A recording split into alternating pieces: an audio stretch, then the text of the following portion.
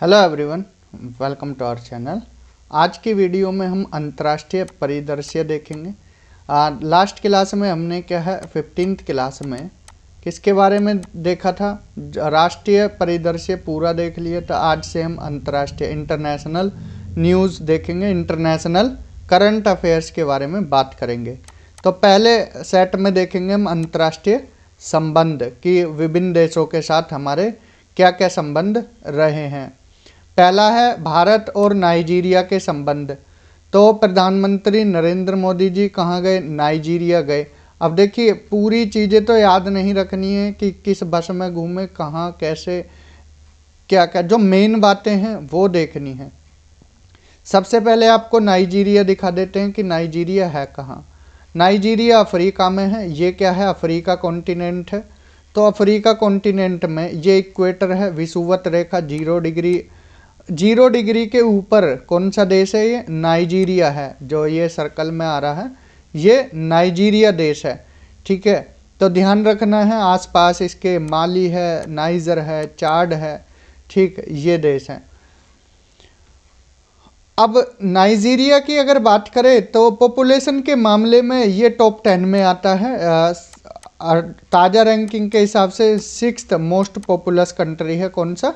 Nigeria. तो ध्यान रखना है नाइजीरिया। तो अफ्रीका में सबसे ज़्यादा पॉपुलेशन किस देश में है? वो नाइजीरिया में ही है। ठीक जी, ये कुछ इम्पोर्टेंट फैक्ट ध्यान रख लेना। अब यहाँ पर देखें, प्रधानमंत्री नरेंद्र मोदी जी ने अबूजा नाइजीरिया की राजकीय यात्रा संपन्न की। ठीक है, इस और उनको क्या है grand commander of the order of niger से सम्मानित किया गया। तो मेन बात क्या क्या है? दो चीज़ याद रखना नाइजीरिया के बारे में। यहाँ लिख देते हैं हम कि नाइजीरिया है। एक एक करके जितने भी देश आएंगे तो हम सारे देशों के बारे में थोड़ा थोड़ा बताते जाएंगे। तो नाइजीरिया कहाँ है? पहली बात तो ध्यान रखना कहाँ है? अफ्रीका में है। ठीक है, अफ्रीका में भी अगर देखें तो वेस्ट अफ्रीका साइड में है, West Africa. 6th most populous country है। 6th मोस्ट पॉपुलस कंट्री मतलब जनसंख्या के मामले में ये क्या है? 6वें नंबर पर है। ठीक, इसके साथ साथ इसकी राजधानी याद रखना, क्योंकि राजधानियों से आजकल ज़्यादा क्वेश्चन पूछे जा रहे हैं। नाइजीरिया की राजधानी क्या है? अबूजा है। ठीक है जी, ये कुछ फैक्ट्स याद रखने हैं नाइजीरिया के बारे में। ठीक है, नेक्स्ट कंट्री है कौन सी? गुआना। नेक्स्ट कंट्री है गुआना। तो मोदी जी यहाँ भी गए। प्रधानमंत्री नरेंद्र मोदी जी ने गुआना की राजकीय यात्रा संपन्न की। अब देखिए, हम आपको राष्ट्रपति या प्रधानमंत्री के नेम अभी क्यों नहीं बता रहे हैं, हालांकि यहाँ पर लिखे हुए हैं नाइजीरिया के राष्ट्रपति अहमद टिनुबू। अब देखिए एग्जाम से पहले चेंज भी हो सकते हैं। अब आप पढ़ कर गए ये और बदल गए तो और नए वाले आ गए तो दिक्कत हो जाएगी। इसलिए एग्ज़ाम से 8 दिन पहले ये लिस्ट क्या है, अपडेटेड लिस्ट को याद करना है कि किस देश के राष्ट्रपति कौन है, किस देश के प्रधानमंत्री कौन है। इसलिए हम राजधानी वगैरह ये सारी बातें बता रहे हैं। ठीक है, गुआना की अगर बात करें तो गुआना कहाँ है? ये देखिए मैप में दिखाते हैं। ये साउथ अमेरिकन कंट्रीज़ हैं। ये साउथ अमेरिका है। साउथ अमेरिका में ये इक्वाडोर है। ठीक है, ये कोलंबिया है, ये वेनेजुएला है, ये गुआना है। अब गुआना का ही जिक्र हुआ है तो गुआना के बारे में देख लेते हैं। ये सूरीनाम है। ठीक है जी, और ये कैरेबियन सी है। कौन सा सी है? कैरेबिया सी है। तो इनके बारे में हमें ध्यान से पढ़ना है। ठीक है जी, तो अब यहाँ पर ये जो लाइन क्रॉस कर रही है ये कौन सी लाइन है? इक्वेटर है, 0 डिग्री है। ये भी आपको ध्यान रखना है कि 0 डिग्री कहाँ से पार हो रही है। ठीक है, इक्वेटर, कोलंबिया, ठीक, ब्राज़ील, यहाँ से ये पार होती है। ठीक, साउथ अमेरिका में। अब देख लेते हैं गुआना के बारे में थोड़ा सा। नाइजीरिया हमने देखा, गुआना के बारे में देख लेते हैं। वर्ष 1968 के बाद प्रथम गुआना यात्रा थी। ये इतना कुछ इम्पोर्टेंट नहीं है। तो मुख्य अतिथि के रूप में कौन है? गुआना के जो राष्ट्रपति हैं मोहम्मद इरफान अली वो आए थे। ठीक है, 17वें प्रवासी भारतीय दिवस में। तो 18वां प्रवासी भारतीय दिवस कहाँ मनाया जाएगा, ये हम आपको वन लाइनर में बता चुके थे। कमेंट सेक्शन में आप इसका आंसर बताइए कितना आपको आता है, ठीक है, और कब से कब तक होगा, कहाँ होगा, ठीक है जी। तो गुयाना की राजधानी क्या है, जॉर्ज टाउन है। जॉर्ज टाउन में क्या है, सेकंड इंडिया कैरिकॉम समिट में भाग लिया, प्रतिभाग किया मोदी जी ने। तो इंडिया कैरिकॉम समिट ये क्या है, सेकंड है, ध्यान से यहाँ देखना। गुयाना के बारे में थोड़ा सा देख लेना है। गुयाना की राजधानी याद रखना, राजधानी पर जोर इसलिए दे रहे हैं क्योंकि पूछी जाती हैं, ठीक है, राजधानी मैच के लिए दे दी जाती हैं। अब यहाँ पर जॉर्ज टाउन में क्या हुआ, सेकंड इंडिया कैरिकॉम की मीटिंग हुई, ठीक है जी। तो अब पहली कब हुई थी ये भी देख लेना है, ठीक है। तो दूसरा भारत कैरिकॉम शिखर सम्मेलन 20 नवंबर 2024 को गुयाना की राजधानी जॉर्ज टाउन में संपन्न हुआ। अब कैरिकॉम में कौन से देश आते हैं, देखिए कैरेबियाई समुदाय वाले आते हैं, जो कैरेबियन सी के आसपास देश हैं, तो वो वाले आते हैं। तो इसकी जो अध्यक्षता है किसने की, डिकॉन मिशेल जो ग्रेनेडा के प्रधानमंत्री, इनके साथ सह अध्यक्षता नरेंद्र मोदी जी ने की। अब यहाँ पर इस शिखर सम्मेलन में एंटीगा एवं Barbuda, Bahamas, Barbados, Dominica, Guyana, Saint Lucia, जितने भी ये देश हैं, कौन से देश, जो कैरेबियाई सी वाले हैं, ये वाले देश कैरेबियाई सी के यहाँ पर छोटे छोटे टापू हैं ऊपर की तरफ, तो ये सारे देश इसमें आते हैं, ठीक है, जितने भी कैरेबियाई सी कैरिकॉम में यही देश आते हैं, ठीक है। नाम एक बार देख लेना है, ये Barbados, Dominica, Bahamas, Antigua and Barbuda, Saint Lucia, Saint Vincent and the Grenadines, Suriname, देखिए सूरीनाम आ गया ना साउथ अमेरिका का, और त्रिनिदाद टोबैगो, इन्होंने भाग लिया। साथ ही वैलीज, जमैका और सेंट किट्स एंड नेविस के विदेश मंत्रियों ने भी भाग लिया। अब हमने पूछा प्रथम भारत कैरिकॉम शिखर सम्मेलन कहाँ हुआ, 25 सितंबर 2019 को आयोजित हुआ था, इम्पोर्टेंट है। 2019 के बाद अब ये 24 में हो रहा है, 5 साल बाद। 2 कंट्री क्लियर हुए, Bharat Nigeria, Bharat Guyana. Next है भारत सिंगापुर। अब सिंगापुर देख लेते हैं कहाँ पर है, पहले सिंगापुर के बारे में थोड़ा देख लेते हैं यहाँ पर। अब देखिए ये मैप है साउथ ईस्ट एशिया का, यहाँ पर थाईलैंड है, ठीक है, यहाँ कंबोडिया है, ये वियतनाम है, ये गल्फ ऑफ थाईलैंड है, ठीक है जी, गल्फ ऑफ थाईलैंड। अब ये मलेशिया देश है, मलेशिया, ठीक है, और ये सिंगापुर है, छोटा सा यहाँ पर सिंगापुर है, ठीक है, ये ध्यान रखना है, सिंगापुर यहाँ पर है, ठीक। अगर सिंगापुर के बारे में बात करें तो यहाँ लिखे देते हैं इसके कुछ फैक्ट्स। सिंगापुर, ठीक है, किससे लगा हुआ है, मलेशिया से, ठीक है, मलेशिया। और अगर आपसे पूछें कि ये मलेशिया है और यहाँ सिंगापुर है, ठीक, इन दोनों को अलग कौन करता है, तो क्या आंसर होगा आपका, कौन सी स्ट्रेट अलग करती है, ये क्वेश्चन पूछा जाता है। कौन सी स्ट्रेट करती है, जोहोर स्ट्रेट, ठीक है, मलेशिया और सिंगापुर को कौन अलग करता है, जोहोर स्ट्रेट, ध्यान रखना है, ठीक है। सिंगापुर एकमात्र ऐसा देश है जो पूरा क्या है, अर्बन है, 100% क्या है, अर्बन कंट्री है, ठीक है, ये भी ध्यान रखना है, ठीक, 100% क्या है, अर्बन कंट्री है, ठीक है, यहाँ पर शहरी लोग हैं। ये 2-3 फैक्ट याद रखना, जोहोर स्ट्रेट वाला और अर्बन वाला, ठीक जी।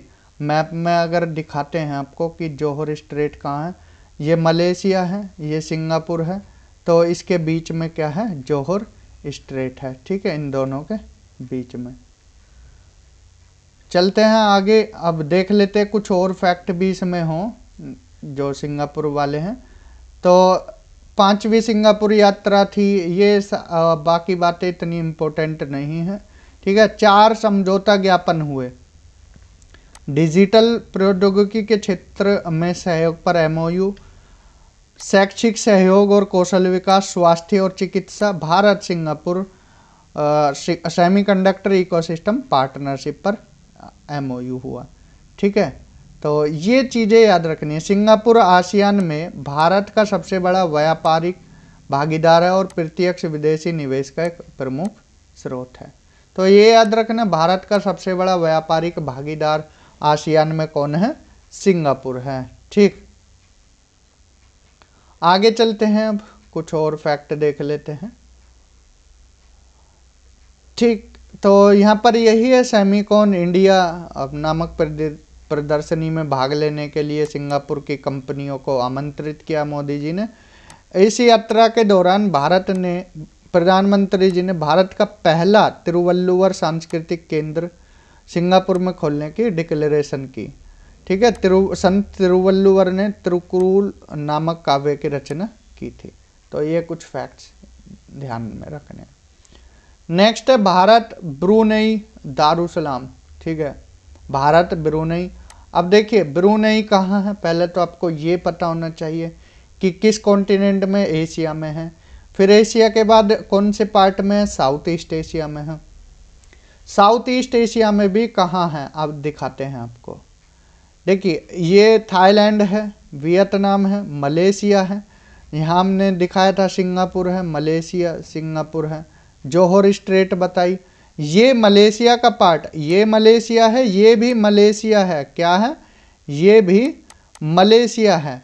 अब यहाँ पर एक ये जो पार्ट है ना, ये पार्ट यहाँ पर, ये पार्ट, ये कौन सा देश है? ब्रुनेई है। कौन सा? ब्रुनेई देश है, ब्रुनेई। अगर गूगल पर देखोगे, सर्च करोगे तो यहाँ पर निकल कर आएगा कौन सा देश? ब्रुनेई।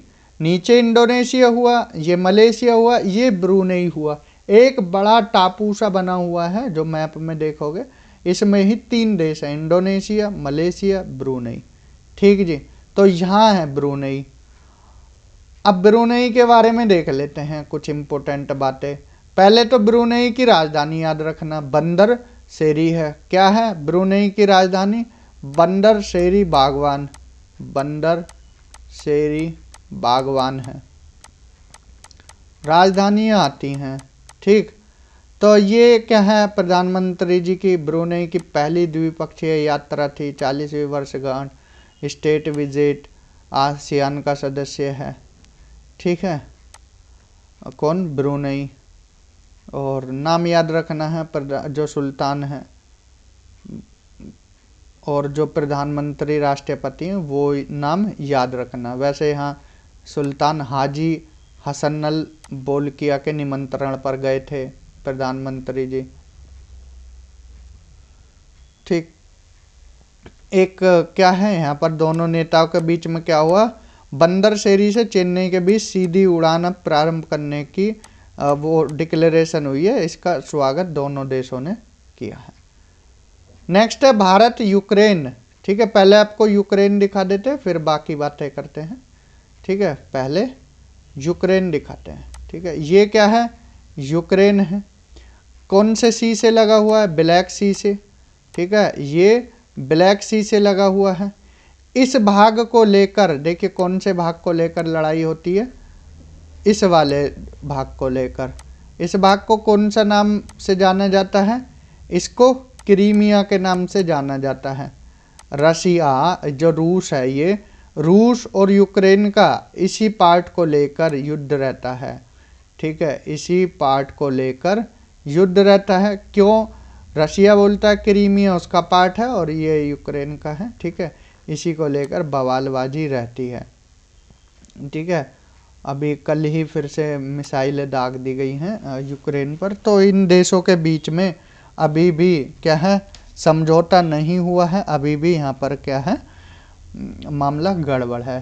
तो ये याद रखना, ब्लैक सी से रिलेटेड क्वेश्चन पूछ लिए जाते हैं कि ब्लैक सी से कौन कौन सी कंट्री लगती हैं। यूक्रेन लग रहा है, ठीक है। रोमानिया, बुल्गारिया, ठीक है, रशिया का भी पार्ट लग रहा है, रूस, ठीक, इस तरह से आप याद रख लेना है, ठीक है। टर्की भी है, नीचे ये टर्की है। तो ये जितने भी देश हैं याद रख लेना है, Turkey, Bulgaria, Romania, Ukraine, Russia, ठीक। अब देख लेते हैं यूक्रेन के बारे में। तो यूक्रेन की राजधानी याद रखना, क्या है यूक्रेन की राजधानी? कीव है, क्या है? कीव, ठीक। और यहाँ पर जो इम्पोर्टेंट बातें हैं वो क्या हैं? एक तो ऑपरेशन गंगा, ठीक, इसके तहत जो फंसे हुए भारतीय थे यूक्रेन में उनको निकाला गया। पूछा जाएगा ऑपरेशन गंगा, ऑपरेशन गंगा किस देश से भारतीय नागरिकों को निकालने के लिए चलाया गया? तो इसमें ऑप्शन अनेक देशों के दे देंगे, फिलिस्तीन, इजराइल, यूक्रेन, रशिया, ठीक है, जहाँ जहाँ भी थोड़ा दंगे वगैरह हुए हैं, लड़ाई हुई है। तो ऑपरेशन गंगा याद रखना है, ठीक है। प्रधानमंत्री जी यहाँ फ्लाइट से न जाकर पोलैंड से क्या है 10 घंटे की ट्रेन से यात्रा की, रेल फोर्स 1 से, क्योंकि यहाँ फ्लाइट क्या है हवाई क्षेत्र बंद है। तो ये चीज़ें याद रखनी, ये ध्यान रखना है। यूक्रेन को भीष्म क्यूब्स प्रदान किए हैं, दिए गए हैं। यूक्रेन की सरकार को 4 भीष्म क्यूब्स प्रदान किए हैं, ठीक है। ये क्या है? मेडिकल से रिलेटेड है। यह बुनियादी शल्य चिकित्सा के लिए आवश्यक सर्जिकल उपकरणों से भी युक्त है, ठीक।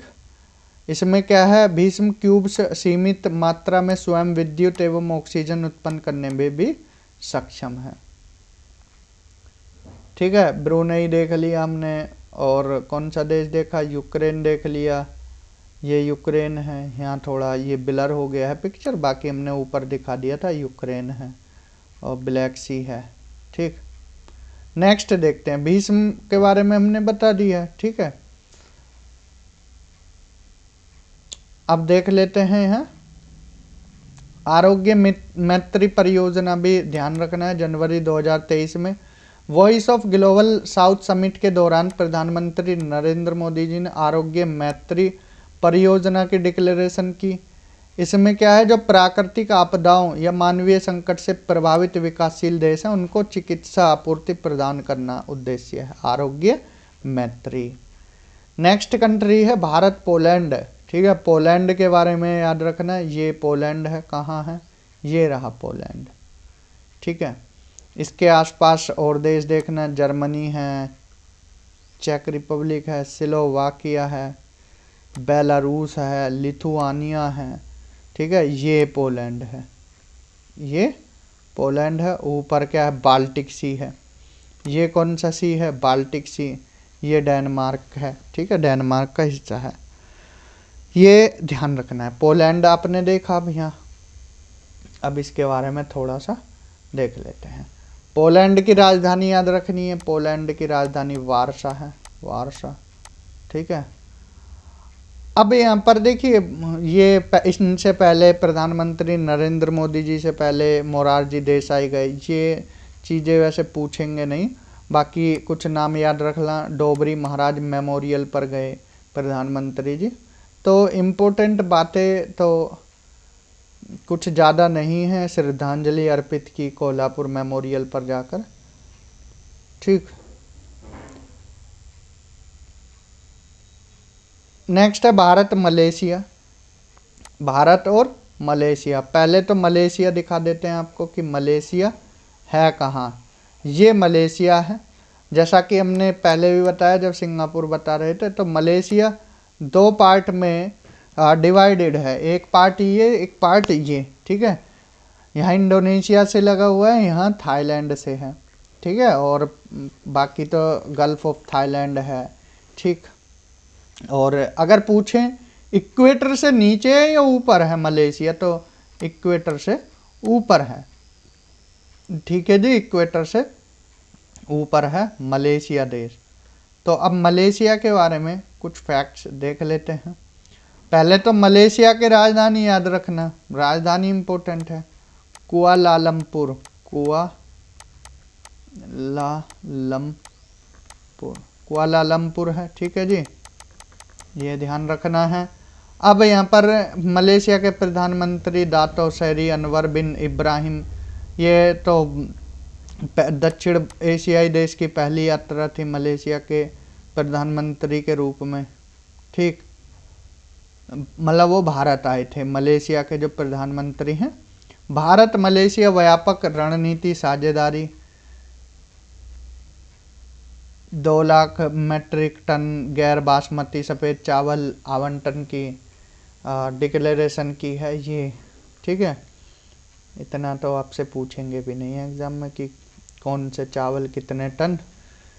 बाकी भारत जो तिरुवल्लुवर पीठ खोलेगा, एक कहाँ पर, मलेशिया में भी खोलेंगे, मलाया विश्वविद्यालय मलेशिया में। ठीक है, ये कुछ ध्यान रखना। मलेशिया इबका का IBCA International Big Cat Alliance IBCA का क्या है, सदस्य है। ठीक है, ये है मलेशिया के बारे में। नेक्स्ट कंट्री है भारत वियतनाम। अब देखिए, पहले आपको वियतनाम का मैप दिखाते हैं, उसके बाद बाकी बातें करते हैं। अब देखिए ध्यान से देखना है, ये क्या है, लाओस कंट्री है, लैंडलॉक्ड कंट्री है, थाईलैंड है। ये जो दिखाई दे रहा है यहाँ पेट सा निकला हुआ, ये पेटू सा देश है, ये वियतनाम है। ठीक है, वियतनाम। इसकी कैपिटल क्या है, हनोई है, हनोई याद रखना। हो ची मिन सिटी कहाँ है, ये भी वियतनाम में है, ये ध्यान रखना है। जो गल्फ ऑफ थाईलैंड है, इससे टच करता है वियतनाम देश भी। और बाकी यहाँ ये साउथ चाइना सी है। ठीक है, इधर तो ये ध्यान रखना है कि वियतनाम कहाँ है। अगर भारत से देखें, ये भारत है, ये बांग्लादेश है, पूरा मैप तो आ नहीं पाता, ये म्यांमार है। ठीक है, ये थाईलैंड है, ये लाओस है, ये वियतनाम है। बाकी हमने नीचे के देश दिखाए थे, मलेशिया है, यहाँ छोटा सा देश सिंगापुर है, ये सारी चीज़ें दिखाई। इंडोनेशिया भी दिखाया आपको, ब्रूनेई भी दिखाया, फिलीपींस भी है इधर ही। तो ये जितने भी देश हैं, सारे देश आपको दिमाग में रहने चाहिए। तो वियतनाम और भारत के बीच में क्या संबंध रहे, वियतनाम के प्रधानमंत्री फाम मिन चिन्ह ने भारत की राजकीय यात्रा संपन्न की, मतलब भारत आए थे। यहाँ टेलीकम्युनिकेशन यूनिवर्सिटी में आर्मी सॉफ्टवेयर पार्क का संयुक्त रूप से वर्चुअली उद्घाटन किया। ठीक है, और सिडरी की फुल फॉर्म याद रखना, coalition for disaster resilient infrastructure में शामिल होने की डिक्लेरेशन की गई। ठीक है, और बाकी तो देख लेना है कि विकसित भारत 2047 के विजन की तरह ही वियतनाम के द्वारा भी वियतनाम 2045 नामक विजन को अपनाया गया है। 9 समझौते पर साइन हुए, ये आप एक बार देखना है। ठीक है, नेक्स्ट कंट्री है भारत ऑस्ट्रिया। ठीक है, ऑस्ट्रेलिया नहीं है, ऑस्ट्रिया है, यूरोप वाला देश। ऑस्ट्रिया की राजधानी वियना है, ये ध्यान रखना। सारी राजधानी याद रखना। वियतनाम की हमने बताई क्या है, हनोई है। ठीक, और ऑस्ट्रिया की क्या है, वियना है। प्रधानमंत्री नरेंद्र मोदी जी ने ऑस्ट्रिया की आधिकारिक यात्रा संपन्न की। अब आपको पहले ऑस्ट्रिया ही दिखाई देते हैं। ये क्या है, ऑस्ट्रिया देश है। देखो यहाँ इटली है। ठीक है, इटली से जब आप ऊपर जाओगे, यहाँ पर ऑस्ट्रिया आएगा, या आप जर्मनी में घूम रहे हो तो जर्मनी से नीचे की तरफ क्या ऑस्ट्रिया है, इटली से जाओगे तो ऊपर की तरफ आएगा, जर्मनी से जाओगे तो नीचे की तरफ आएगा। कौन सा देश, ऑस्ट्रिया देश है। ठीक है, ऑस्ट्रिया देश। यहाँ चेक रिपब्लिक, स्लोवाकिया, हंगरी है, तो ये बीच में फंसा हुआ देश है ऑस्ट्रिया। लैंडलॉक्ड कंट्री है, ये ध्यान रखना है। ठीक है, लैंडलॉक्ड कंट्री है कौन सा, ऑस्ट्रिया। अब थोड़ा इसके बारे में देख लेते हैं। कैपिटल हमने देखी ऑस्ट्रिया की। ठीक है जी, ऑस्ट्रिया की कैपिटल देखी, वियना है। और अब ध्यान से ये देखना है कि इसकी राजधानी में कौन कौन से मुख्यालय हैं, क्योंकि ऊपर इतना काम की बातें नहीं है कि पहली यात्रा, दूसरी यात्रा, इंदिरा गांधी गई इससे पहले, 75वीं वर्षगांठ है, ये कुछ नहीं इतना पूछेंगे। मेन मुद्दों पर बात करते हैं। ऑस्ट्रिया मध्य यूरोपीय देश है। IAEA का मुख्यालय यहाँ पर ही है, वियना में। International Atomic Energy Agency, UNIDO का हेडक्वार्टर यहाँ है। यूनिडो का है United Nation Industrial Development Organization. यूनोस का भी यही है, United Nation Office on Drugs and crime. And OSCE Organization for Security and Cooperation in Europe. अब ध्यान रखना, atomic energy, industrial development, drugs and crime and security and cooperation, इनके headquarter कहाँ है? ऑस्ट्रिया की राजधानी वियना में है। नेक्स्ट कंट्री है भारत रूस। ठीक है, प्रधानमंत्री नरेंद्र मोदी जी कहाँ?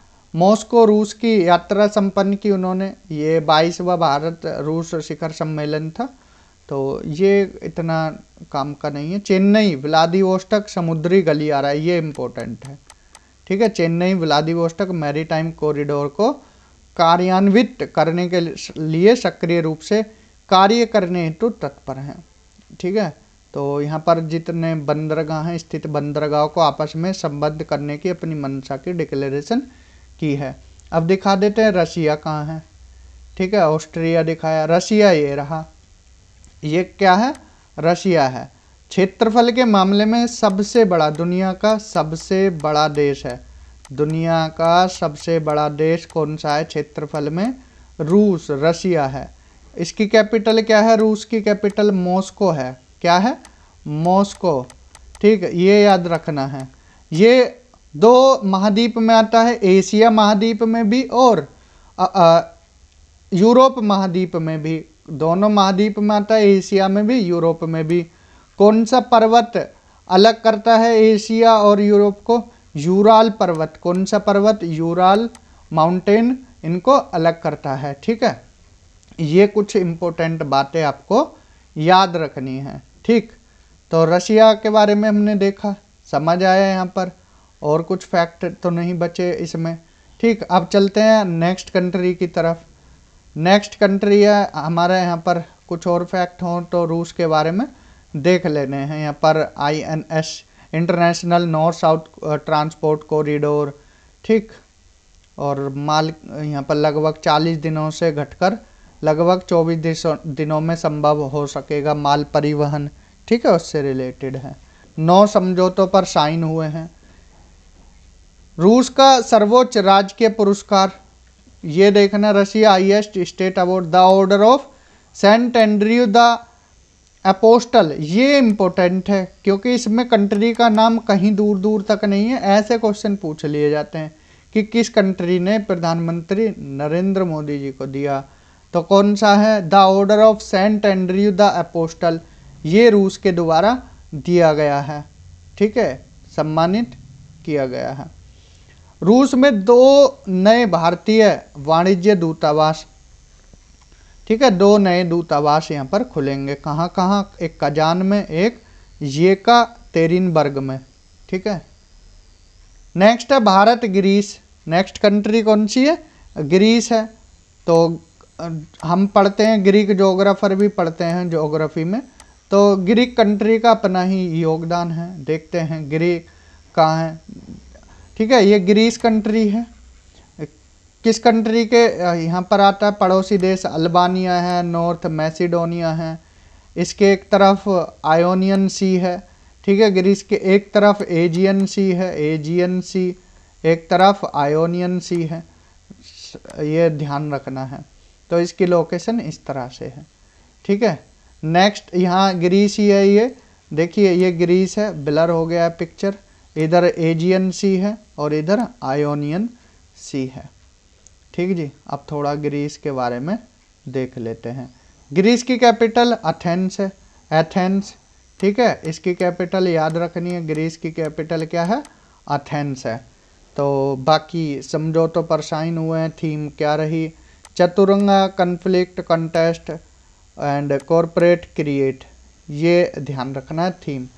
चतुरंग जिसमें संघर्ष, प्रतियोगिता, सहयोग और निर्माण, ये थीम रही है किसकी? रायसीना संवाद 2024 की। ठीक है, रायसीना डायलॉग याद रखना। 9th रायसीना डायलॉग 2024 में मुख्य अतिथि और मुख्य वक्ता की नोट स्पीकर के रूप में शामिल हुए। कौन? श्री मित्सोटाकिस। ठीक है जी, ये ध्यान रखना है। तो रायसीना संवाद का उद्घाटन प्रधानमंत्री नरेंद्र मोदी जी के द्वारा किया गया। ठीक है, ये ध्यान रखना। भारत यूएई, नेक्स्ट कंट्री है यूएई। ठीक है, अब यहाँ पर ये ध्यान रखना है, यूएनएफसीसी COP 28 की मीटिंग कहाँ हुई थी? यहाँ पर ही हुई थी, यूएई में ही। 29 कहाँ होगी? बाकू में। COP 29 कहाँ होगी? बाकू, अजरबैजान की राजधानी बाकू में। ठीक है, ये कुछ बातें आपको ध्यान में रख लेनी है। COP 28 की मीटिंग यूएई में हुई, COP 29 बाकू, अजरबैजान में। ठीक है जी, और बाकी राजधानी याद रखना यूएई की क्या है? अबू धाबी है। ठीक है, यूएई की राजधानी क्या है? अबू धाबी है। मैप में आपको दिखा देते हैं यूएई देश कहाँ है। ठीक है, ग्रीस दिखाया, यूएई का मैप है नहीं। ठीक है, कोई बात नहीं, तो यूएई आप सर्च करोगे तो आपको दिखाई दे जाएगा। ठीक है, तो नेक्स्ट कंट्री की तरफ अब चलते हैं हम। ये अब हमारे कौन सा देश है? पहले यूएई में और देख लेते हैं कि वाइब्रेंट गुजरात ग्लोबल समिट 2024 के मुख्य अतिथि कौन थे? शेख मोहम्मद बिन जायद अल नहा, ये थे। ठीक है, और बाकी प्रधानमंत्री ने दुबई में CBSE के एक क्षेत्रीय कार्यालय का शुभारंभ शीघ्र किए जाने की डिक्लेरेशन की है। वर्ल्ड गवर्नमेंट समिट 2024, ये कहाँ के मध्य? दुबई यूएई में वर्ल्ड गवर्नमेंट समिट का आयोजन किया गया, 11वां संस्करण था, ये ध्यान रखना है। बाप सिंधु मंदिर अबू धाबी, BAPS। ठीक है, ये कहाँ? अबू धाबी में हिंदू मंदिर है, ये ध्यान रखना है। भारत फ्रांस, नेक्स्ट कंट्री है फ्रांस। फ्रांस कहाँ है? अगर देखोगे ये पुर्तगाल है, ये स्पेन है, ये फ्रांस कंट्री है। ठीक है, लोकेशन अच्छी खासी है फ्रांस की। और बाकी देख लेते हैं कुछ इम्पोर्टेंट रहा तो। राष्ट्रपति इमैनुअल मैक्रो जो तत्कालीन थे, अब तो बदल गए हैं, तो जयपुर राजस्थान से शुरुआत की, और आमेर किला, जंतर मंतर, हवा महल घुमाया इनको। ठीक है, और गणतंत्र दिवस के समारोह में मुख्य अतिथि रहे। फ्रांस की कैपिटल याद रखना पेरिस है, और बाकी तो और ठीक है। ये आज की क्लास में हमने जो रिलेशन थे विभिन्न कंट्रियों के साथ वो दिखाए, उनकी कैपिटल और जो इम्पोर्टेंट फैक्ट थे उनके बारे में चर्चा की। तो इस वीडियो में इतना ही। Thank you, have a good day. Hello everyone, welcome again. This is class number 17th of current affairs. आज की क्लास में अंतर्राष्ट्रीय प्रकरण देखते हैं। जलवायु परिवर्तन प्रदर्शन सूचकांक 2025, क्लाइमेट चेंज परफॉर्मेंस इंडेक्स। इसमें कितने देश हैं? 63 कंट्रीज़ हैं प्लस यूरोपियन यूनियन है। तो यहाँ पर देखा जाता है कि क्या जो ग्रीन हाउस गैसेस हैं, ठीक है, ग्रीन हाउस गैस उत्सर्जन के लिए जो जिम्मेदार हैं कौन कौन देश हैं, ये यहाँ पर रैंकिंग दी गई है। ये किसके द्वारा जारी किया जाता है? German watch, can, climate action network, ठीक है, एंड न्यू क्लाइमेट इंस्टीट्यूट द्वारा ये जारी किया गया। CCPI climate change performance index 2025 कब किया गया? जब COP29 मीटिंग थी। ये हम बार बार बता चुके। COP29 कहाँ? अजरबैजान की कैपिटल बाकू में, ठीक है। UNFCCC COP29 बाकू अजरबैजान में। ये इसका 20वां संस्करण है, ठीक है। इसमें कोई भी देश टॉप थ्री में अपने स्थान नहीं बना सका, क्योंकि जो 2015 में पेरिस समझौता हुआ था उसमें बोला था 1.5 डिग्री सेल्सियस, ठीक है, ग्लोबल वार्मिंग को 1.5 डिग्री सेल्सियस की सीमा के अंतर्गत रखने के मार्ग पर अग्रसर नहीं है कोई भी देश। 4th रैंक मिली है डेनमार्क को, ठीक है। 1st, 2nd, 3rd पर कोई भी नहीं आया है। 4th रैंक किसको मिली है? डेनमार्क को। और सबसे लास्ट किसको मिला है? अंतिम स्थान ईरान को मिला है, 67वां स्थान। विश्व का सबसे बड़ा CO2 उत्सर्जक देश चीन है, और दूसरा सबसे बड़ा CO2 उत्सर्जक देश अमेरिका है, ठीक है। चीन को 55वां नंबर मिला है, अमेरिका को 57वां मिला है। G20 के 2 ही देश इसमें क्या हाई परफॉर्मर्स में आए हैं, यूके और भारत। ठीक, ये ध्यान रखना है। कुछ इंपॉर्टेंट बातें।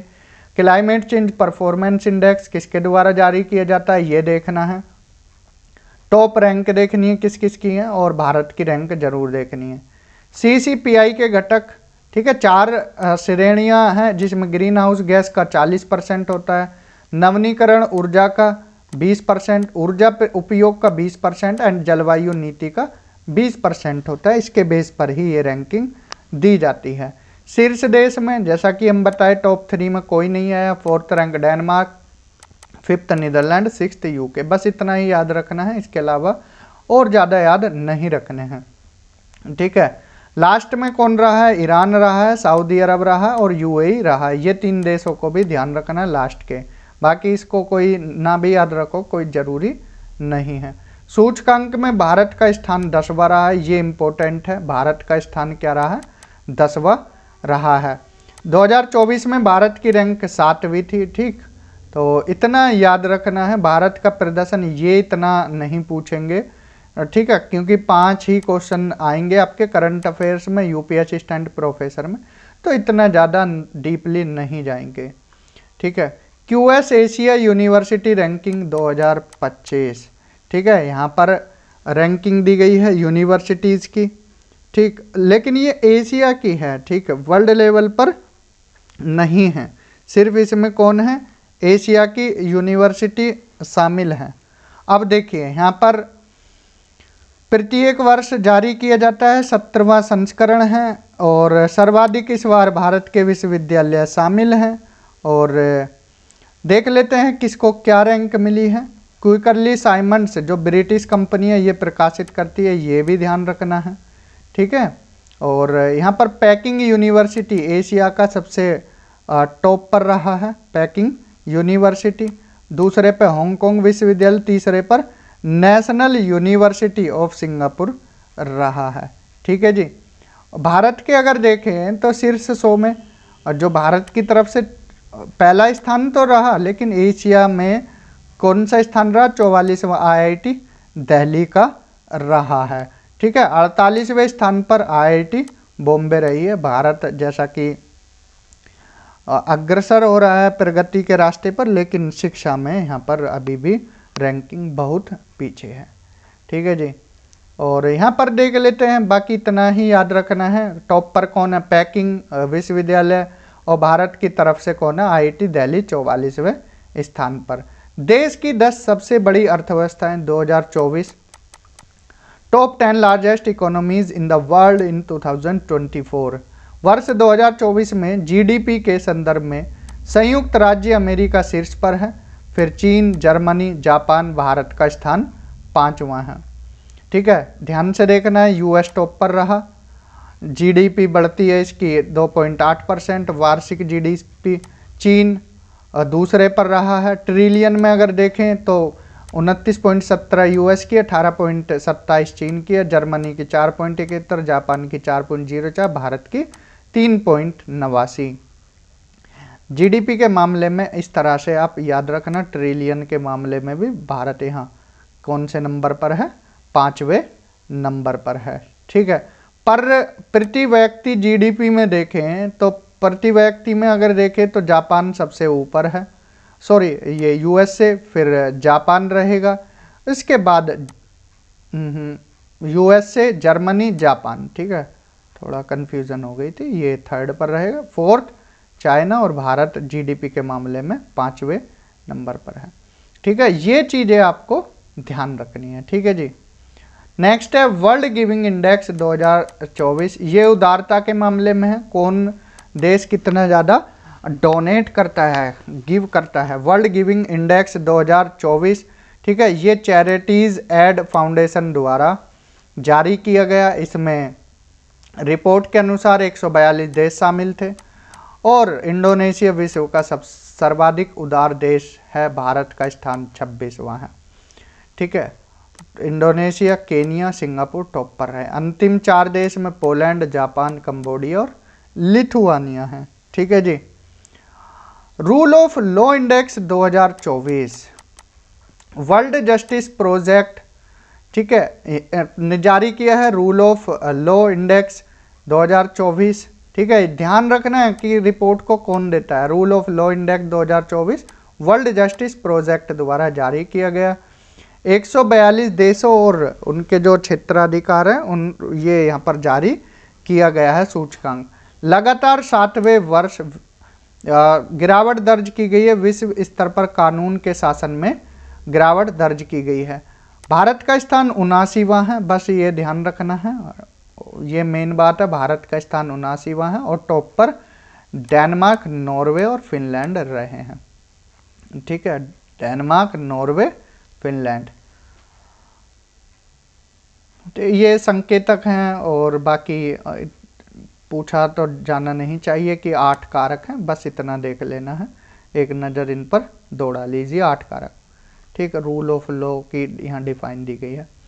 नेक्स्ट नोबेल पुरस्कार 2024 के नोबेल पुरस्कार किसको मिले हैं, ठीक है। देखिए नोबेल पुरस्कार किसकी याद में दिया जाता है, अल्फ्रेड नोबेल, अल्फ्रेड नोबेल ये साइंटिस्ट थे, अब इनके नाम पर ही दिया जाता है। कहाँ के, स्वीडन के थे, ये भी ध्यान रखना है, कहाँ के, स्वीडन। अब इनका देहांत कब हुआ, 1895 को हुआ, 1895 को। जो इनकी प्रॉपर्टी थी, तो उन्होंने बोला इनकी जो प्रॉपर्टी है, संपत्ति है, उससे क्या है, ऐसे व्यक्तियों को पुरस्कृत किया जाए जिनका योगदान मानव जाति के कल्याण में रहा हो। तो इनकी इच्छा अनुसार 1905 में नोबेल फाउंडेशन की स्थापना की गई, 1900 में नोबेल फाउंडेशन की स्थापना की गई।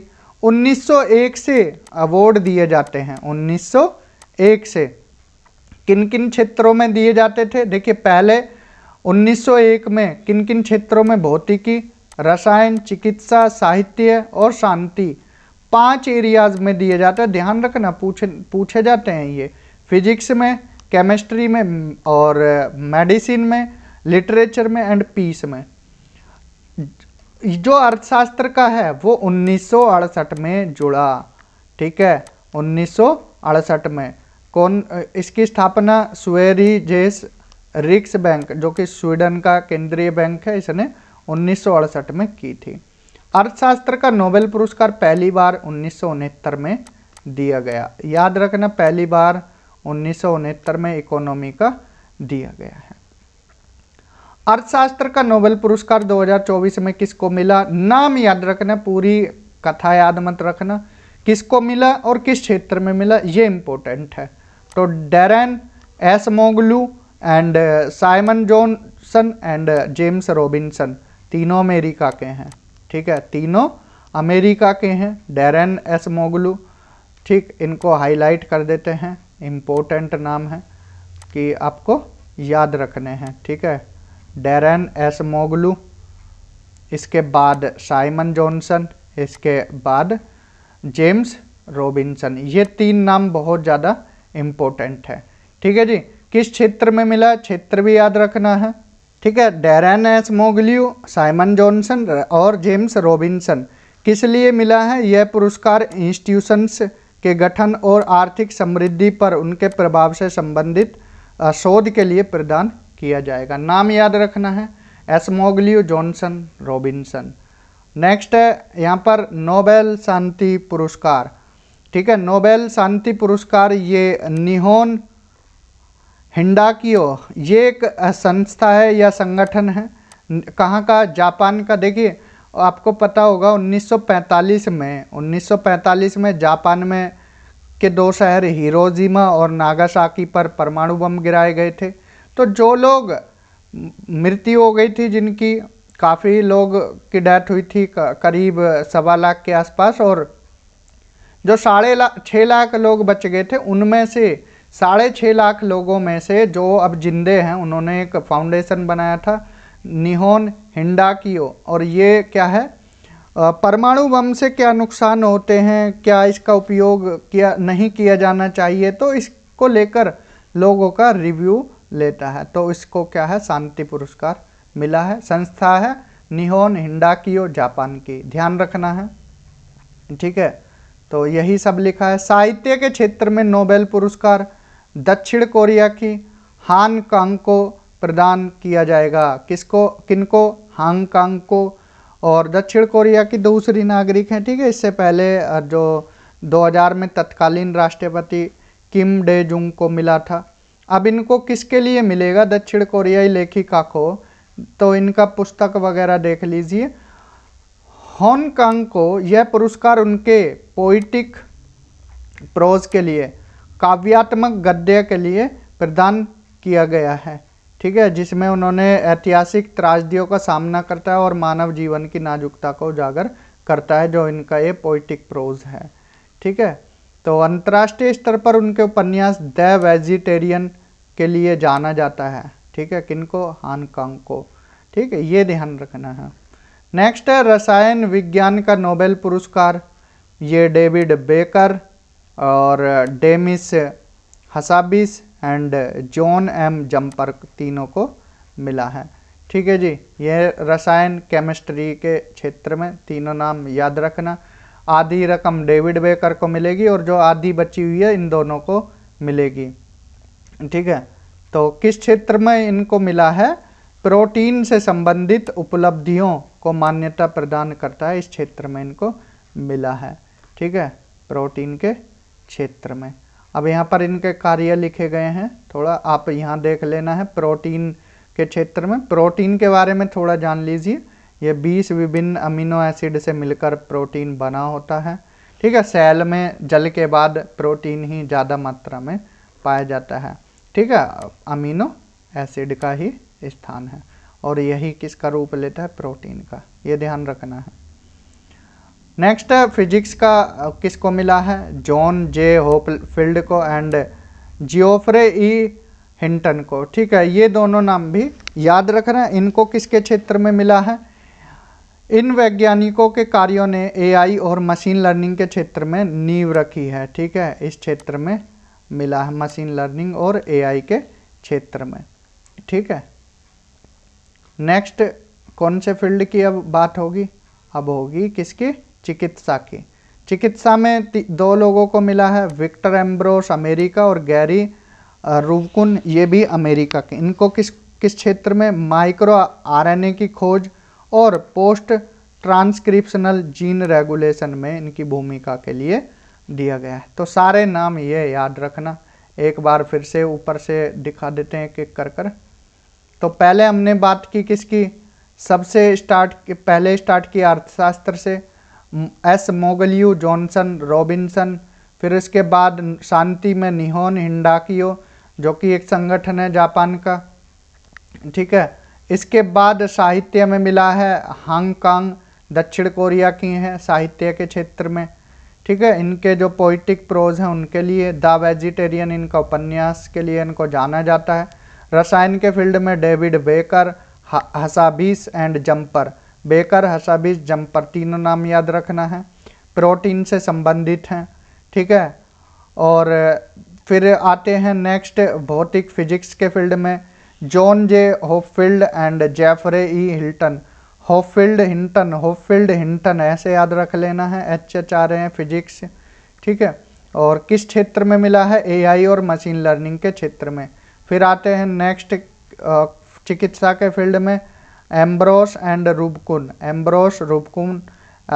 माइक्रो आरएनए और पोस्ट ट्रांसक्रिप्शनल जीन रेगुलेशन के फील्ड में मिला है, ठीक है। आरएनए के केस में ये 5वां अवसर है जब क्या है अवार्ड, ये नोबेल पुरस्कार मिला। इससे पहले भी दिया जा चुका है 2023 में mRNA के टीका, इस बार माइक्रो आरएनए की खोज के लिए मिला है। नेक्स्ट है टाइम्स वैश्विक विश्वविद्यालय रैंकिंग 2025। ये टाइम्स हायर एजुकेशन का एक वार्षिक प्रकाशन है। इसमें यूनिवर्सिटी की जो टॉप रैंकिंग है उनको क्या है रैंकिंग दी जाती है, किस क्षेत्र में? Teaching, research environment, research quality, international outlook और इंडस्ट्री। ये 5 क्या है क्षेत्रों में विभक्त है और 18 इंडिकेटर्स पर। टॉप पर कौन रहा ये याद रखना, 21वां संस्करण है। लगातार 9वीं बार ऑक्सफोर्ड विश्वविद्यालय यूके को फर्स्ट रैंक मिली है।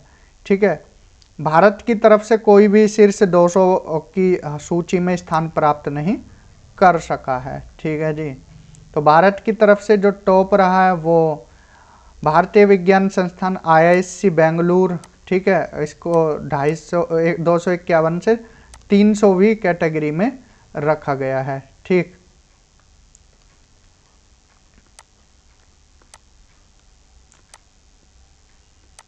नेक्स्ट देख लेते हैं वैश्विक बहुआयामी गरीबी सूचकांक 2024। ये किसके द्वारा जारी किया जाता है? ये जारी किया जाता है OPHI Oxford poverty and human development initiative और UNDP के द्वारा। ठीक है, इन दोनों के द्वारा संयुक्त रूप से किया जाता है। ध्यान रखना है, जो UNDP और OPHI के द्वारा मल्टी डायमेंशनल पॉवर्टी इंडेक्स 2024। ठीक है, ये थोड़ा दिक्कत कर रहा है तो पेन ही ले लेते हैं। ठीक है, तो यहाँ ध्यान रखना है global multi dimensional poverty index 2024 UNDP OPHI UNDP, क्योंकि ये पूछे जाते हैं इसलिए बार बार आपको याद करा रहे हैं। ठीक है, तो इसमें देख लेते हैं कौन कौन टॉप पर रहा, कौन पीछे रहा। ठीक है, गरीबी कितनी है ये सारा कुछ दे रखा है। गरीबों की 83.7% जनसंख्या ग्रामीण क्षेत्रों में निवास करती है, ये आंकड़े दे रखे हैं। और सबसे ज़्यादा उप सहारा अफ्रीका और दक्षिण एशिया में गरीब लोग निवास करते हैं। ठीक है, भारत में 234 मिलियन गरीब, पाकिस्तान में 93 मिलियन, इथोपिया में 86 मिलियन, नाइजीरिया में 74 एंड 66 कोंगो में। ठीक है, ये 3 मल्टी डायमेंशनल पॉवर्टी इंडेक्स निकालने के 3 आयाम हैं। स्वास्थ्य भारांश, शिक्षा और जीवन स्तर, इनके बेस पर ये निकाली जाती है रैंकिंग। ठीक है, भारत की स्थिति ये ध्यान से देखना है। भारत ने बहुआयामी गरीबी में कमी लाने में उल्लेखनीय सफलता प्राप्त की है। भारत का MPI मूल्य वर्ष 2005-06 के 0.283 से घटकर वर्ष 2015-16 में 0.122 तथा वर्ष 19-21 में 0.069 हो गया है। भारत में वर्ष 2005-06 में बहुआयामी गरीबी की स्थिति में निवास कर रहे लोगों की संख्या घटकर 645.9 मिलियन थी, जो 15-16 में कितनी होगी 27.7, 19-21 में 16.4% गरीब रह गए हैं। नेक्स्ट है भारत ऊर्जा दक्षता हब में शामिल होने की मंजूरी मिल गई है। एनर्जी इफिशियंसी हब में भारत इसका पार्ट नहीं था। 16 संस्थापक सदस्य थे। भारत ने भी क्या है इसमें साइन किए हैं। तो ये कब से स्टार्ट हुआ? 2019 से, लेकिन लॉन्च किया गया आधिकारिक रूप से 2021 में।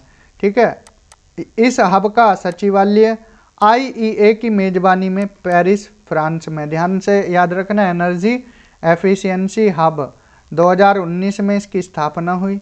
21 में ये क्या है ऑफिशियल रूप से चालू हुआ और भारत ने भी यहाँ लेटर ऑफ इंटेंट पर साइन कर दिए हैं। उम्मीद है जल्दी ही भारत इसका पार्ट हो जाएगा। ठीक है, शामिल होने की स्वीकृति प्रदान की है भारत ने भी। नेक्स्ट है वैश्विक नवाचार सूचकांक 2024 ग्लोबल इनोवेशन इंडेक्स है। कौन जारी करता है? वीपो। याद रखना, World Intellectual Property organisation.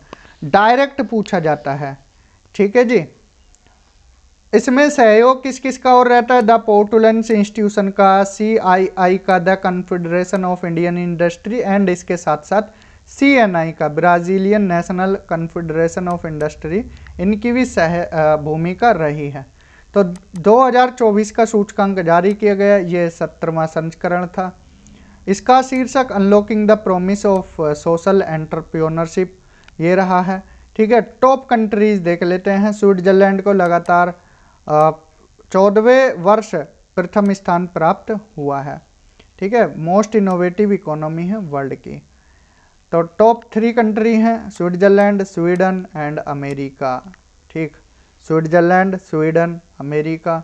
Bharat को 29वीं रैंकिंग मिली है और इससे पहले भारत 40वें पर था। 40वें स्थान से एक स्थान बढ़ा है 39वें पर, ठीक है, एक का सुधार हुआ है। लास्ट में अगर देखें कौन से देश हैं, यहाँ पर दिए हुए हैं, नहीं दिए हुए, देख लेते हैं एक बार कौन से देश लास्ट में हैं। ये रहे सुधार करने वाले हैं अंगोला, देखिए ये रहा, अंगोला को इस सूचकांक में अंतिम स्थान प्राप्त हुआ है। टॉप पर स्विट्जरलैंड, लास्ट में अंगोला रहा है। नेक्स्ट है विश्व प्रतिभा रैंकिंग 2024, वर्ल्ड टैलेंट रैंकिंग। ये IMD institute for management development द्वारा जारी किया जाता है, ठीक है, 11वां संस्करण है इस बार। टॉप रैंकिंग देख लेते हैं। पहली बार घाना, नाइजीरिया और प्यूर्टोरिको को शामिल किया गया है। 67 अर्थव्यवस्थाओं को शामिल किया गया है इसमें। टॉप पर रहे हैं Switzerland, Singapore, Luxembourg. Switzerland, Singapore, Luxembourg. Bharat की रैंकिंग 58वीं रही है विश्व प्रतिभा रैंकिंग में, ठीक है। और यहाँ पर लास्ट में कौन रहा है, मंगोलिया को अंतिम स्थान मिला है। तो आज की वीडियो में इतना ही करते हैं। नेक्स्ट वीडियो में भारत का 43वां विश्व धरोहर स्थल से स्टार्ट करेंगे। तो इस वीडियो में इतना ही। Thank you, have a good day. Hello everyone, welcome again. This is class number 18th of current affairs. तो आज की क्लास स्टार्ट करते हैं। भारत का 43वां विश्व धरोहर स्थल। देखिए, वर्ल्ड हेरिटेज साइट की अगर बात करें इंडिया में अब तक कितनी थी, 42 थी, ठीक है, जिसमें नेचुरल भी थी, ठीक, और कल्चरल भी थी और मिक्स भी थी।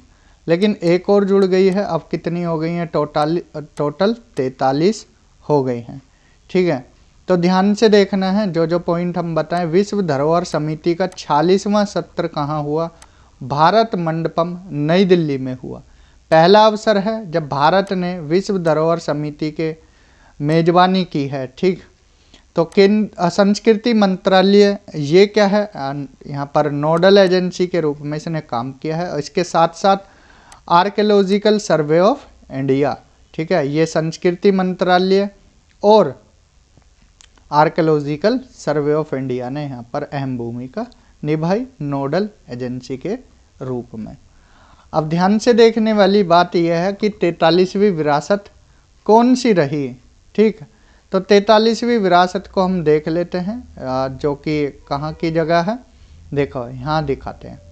विश्व धरोहर समिति के 46वें सत्र के दौरान भारत का जो मोइदम अहोम राजवंश की टीला दफन प्रणाली को 43वीं विश्व धरोहर घोषित किया है। यह भारत का 43वां विश्व धरोहर स्थल है। तो पूछ लिया जाए तो बताना है मोइदम्स, क्या मोइदम्स, ठीक है, कहाँ, ये जो आसाम है, अहोम राजवंश की टीला दफन प्रणाली है, ठीक है। इससे पहले आसाम का काजीरंगा नेशनल पार्क और मानस मानस वाइल्ड लाइफ सेंचुरी भी शामिल हैं। ध्यान से देखने वाली बात यह है कि ये हमने बताया कि 3 कैटेगरी में, नेचुरल, कल्चरल और मिक्स में है, ठीक है। तो यहाँ पर अब देख लेते हैं भारत के कौन कौन शामिल हैं। पहले लोगो देख लेना है। लोगो क्या था, कर्नाटक के जो Hampi, group of monuments of Hampi हैं, इनसे प्रेरित है। और इसके अलावा मोइदम्स के बारे में थोड़ा सा देखते हैं। ये क्या है, चराईदेव, आसाम के चराईदेव जिले में स्थित है, पटकाई पर्वतमाला की तलहटी में। टीलेनुमा संरचना में दफनाने की एक व्यवस्था है, ठीक है। इसे क्या है, आत्मा के लिए घर, इसका शब्द अगर निकाला तो आत्मा के लिए घर ये मानते हैं, ठीक। सबसे ज़्यादा अगर विश्व धरोहर स्थल की बात की जाए तो इटली में है 60, चीन में है 59, भारत का स्थान 6वां है। भारत में टोटल 43 हो गए हैं, ठीक है, जिसमें 43 में हमने बताया कुछ मिक्स हैं, कुछ कल्चरल हैं। पहले देख लेते हैं सांस्कृतिक स्थल। तो इम्पोर्टेंट देख लीजिए, पहला, दूसरा, तीसरा, चौथा, ये इसलिए क्योंकि ये पहली बार 1983 में इनको यहाँ पर कल्चरल हेरिटेज माना था। किस किस को, आगरा का किला, अजंता की गुफाएं, एलोरा की गुफाएं एंड ताज महल, ठीक है। उत्तर प्रदेश के टोटल 3 ही साइड हैं। कौन कौन, आगरा का किला, ताजमहल एंड एक और है फतेहपुर सीकरी। ठीक है, उत्तर प्रदेश के यही 3 हैं, तो ये भी बात याद रखनी है। बाकी आगे और देखते हैं, क्योंकि सारे तो याद करने मुश्किल हो जाएंगे, बाकी एक नज़र में आप देख सकते हो इनको भी। ठीक है, तो 35 जो हैं, 35 कैसे हैं, कल्चरल हैं। 35वां कौन बन गया है, मोईदम्स, कल्चरल में। ठीक है, सांस्कृतिक में। अगर प्राकृतिक में देखा जाए तो काजीरंगा है, केवला देव है, मानस है, सुंदरवन है, नंदा देवी एवं फूलों की घाटी, पश्चिमी घाट है and the great Himalayan national park है। ठीक है, मिक्स में अगर बात की जाए एकमात्र है काजीरंगा नेशनल पार्क है। ठीक, कहाँ है, सिक्किम में 2016 में ऐड हुआ था। तो टोटल 43 हो गए हैं। 196वां पक्षकार कौन बन गया है, वर्ल्ड हेरिटेज जो धरोहर है, विश्व धरोहर अभी समय का 196वां पक्षकार नाउरू देश बन गया है। कौन, नाउरू। ठीक है, ये ध्यान रखना है, ये इंपॉर्टेंट बातें थी इससे रिलेटेड। परियोजना ध्यान रखना है, परियोजना किससे रिलेटेड है, पब्लिक आर्ट ऑफ इंडिया इसकी फुल फॉर्म है। ठीक है, ये संस्कृति मंत्रालय की एक पहल है। ललित कला अकेडमी और national gallery of modern arts द्वारा इसे कार्यान्वयन किया जाता है। ठीक है, तो मिनिस्ट्री याद रखना है। परियोजना की full form public art of India. ठीक है, आर्ट से रिलेटेड है, ये देख लेना है। जो आधुनिक समय है, इसके साथ साथ जो हमारी पुरानी चित्रकारी कलाकार हैं, ठीक है, इनकी धरोहर को भी संजोकर रखना है। जैसे फड चित्रकला है राजस्थान की, थंग का है सिक्किम लद्दाख की, मिनिएचर पेंटिंग है, ठीक है, हिमाचल की, या गोंड आर्ट मध्य प्रदेश की है, तंजौर पेंटिंग तमिलनाडु की। ये सब आपको थोड़ा ध्यान रखना है। 4 नए देश FATF की ग्रे सूची में शामिल हो गए हैं। FATF की फुल फॉर्म पूछने को आए तो फाइनेंशियल एक्शन टास्क फोर्स, ध्यान रखना है। इसकी स्थापना 1989 में पेरिस में की गई थी। ठीक है, इसमें देखिए ये क्या करते हैं, FATF जो वैश्विक मनी लॉन्ड्रिंग और आतंकी वित्त पोषण पर नज़र रखने वाली एक संस्था है। ठीक है, तो भारत इसमें कब ऐड हुआ था, 34वें सदस्य के रूप में 25 जून 2010 को। ठीक है जी, तो FATF की पूर्ण बैठक किसकी अध्यक्षता में हुई, एलिसा डी एंडा माद्राजो मैक्सिको की अध्यक्षता में हुई। FATF की ग्रे सूची में शामिल किया गया है किसको, Algeria, Angola, Cote d'Ivoire और लेबनान, 4 देशों को। सेनेगल को इस सूची से बाहर कर दिया गया है। ठीक है जी, FATF की ग्रे सूची में कितने देश हैं, ये आप एक बार देख लेना, इतना वैसे पूछना तो चाहिए नहीं कि कौन कौन है। हाँ, ब्लैक सूची का पूछ सकते हैं। Democratic People's Republic of Korea, North Korea, Iran और म्यांमार है। नॉर्थ कोरिया, ईरान और म्यांमार हैं। ये 3 याद रखना है कि ब्लैक सूची में नॉर्थ कोरिया एंड म्यांमार और ईरान, ये 3 देश शामिल हैं। 1 2 3। ग्लोबल लायबिलिटी सूचकांक, ग्लोबल लायबिलिटी इंडेक्स 2024, ठीक है, EIU के द्वारा जारी किया गया, इकोनॉमिस्ट इंटेलिजेंस यूनिट के द्वारा 173 देशों को शामिल किया गया 5 श्रेणियों में, जिसमें stability, health care, culture and environment, education, infrastructure को शामिल किया गया है। वियना को लगातार तीसरे वर्ष शीर्ष स्थान प्राप्त हुआ है। ठीक है, दमिश्क को रहने के लिए विश्व का सबसे कम आरामदायक शहर माना गया है, और सबसे ऊपर किसको माना गया है, वियना को, जो कि ऑस्ट्रिया की कैपिटल है। यहाँ देख लेते हैं शीर्ष 5 रैंकिंग, वियना, कोपेनहेगन डेनमार्क की कैपिटल है, ज्यूरिख स्विट्जरलैंड में है। ये बस 3 याद रखोगे काफ़ी हैं। ऊर्जा संक्रमण सूचकांक, energy transition index, energy transition index ये किसके द्वारा जारी किया जाता है? WEF वर्ल्ड इकोनॉमिक फोरम के द्वारा।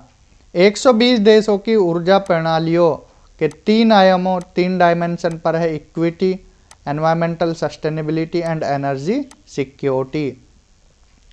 14वां संस्करण था, देख लेते हैं टॉप पर कौन कौन रहा। Sweden, Denmark and Finland. Sweden, Denmark, Finland. Sweden, Denmark, Finland, ठीक है। और भारत का स्थान रहा 63वें स्थान पर रहा। 120 देशों में से भारत 63वें स्थान पर रहा है, ठीक है जी। नेक्स्ट है IMD विश्व प्रतिस्पर्धात्मकता रैंकिंग, ठीक है, वर्ल्ड कॉम्पिटिटिवनेस रैंकिंग। तो 36वां संस्करण IMD द्वारा जारी की जाती है, international institute for management development स्थित वर्ल्ड कॉम्पिटिटिवनेस सेंटर द्वारा संकलित किया जाता है, ठीक है, इसको वर्ल्ड कॉम्पिटिटिवनेस रैंकिंग को। 36वां संस्करण, 67 देश हैं इसमें। अर्थव्यवस्थाओं का सर्वेक्षण किया, टॉप पर Singapore and Switzerland second, Denmark third रहा, ठीक है। किस में रहा ये ध्यान से देख लेना है, कौन सी रैंकिंग है? World competitiveness ranking. अंतिम 3 वेनेजुएला, अर्जेंटीना और घाना, ठीक है। वेनेजुएला भी साउथ अमेरिका का है, अर्जेंटीना भी साउथ अमेरिका का है, ठीक है, और घाना ये अफ्रीका का है। कैपिटल भी याद रखते चलना, इनकी घाना की अकरा है, अर्जेंटीना की ब्यूनस एयर्स है, ठीक है, ये कैपिटल्स याद रखना। सतत विकास रिपोर्ट 2024, ठीक है, सतत विकास report 2024। 2030 agenda for sustainable development ये अंगीकृत कब किया गया था? 2015 में, ठीक है। तो सस्टेनेबल डेवलपमेंट गोल जो कि 17 हैं, इन पर जोर दिया गया था। इसके लिए UN sustainable development solutions network द्वारा क्या है? सस्टेनेबल डेवलपमेंट रिपोर्ट जारी की जाती है। ये इसका 9वां संस्करण है। इस रिपोर्ट का शीर्षक रहा SDG और भविष्य का UN शिखर सम्मेलन। अब देशों का नया सूचकांक शामिल किया गया, 193 सदस्य देशों को कवर करता है, ये ध्यान से देखना है। टॉप पर देख लेना है इसमें कौन कौन रहे, फिनलैंड, स्वीडन और डेनमार्क, ठीक है। लास्ट में कौन रहा? साउथ सुडान, 167वें स्थान पर साउथ सुडान रहा। भारत की रैंकिंग भी कुछ खास नहीं, 109वीं रही।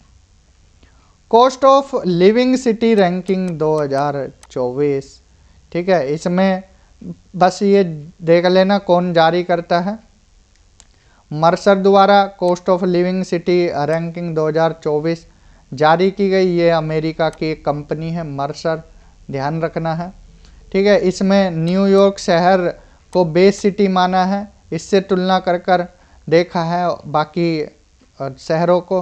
तो हांगकांग को टॉप पर रखा है, सबसे महंगा शहर।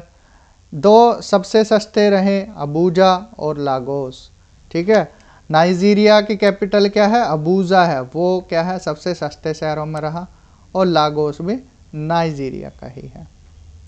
मुंबई 136वें स्थान पर रहा, ठीक है, 136वें पर कौन रहा? मुंबई।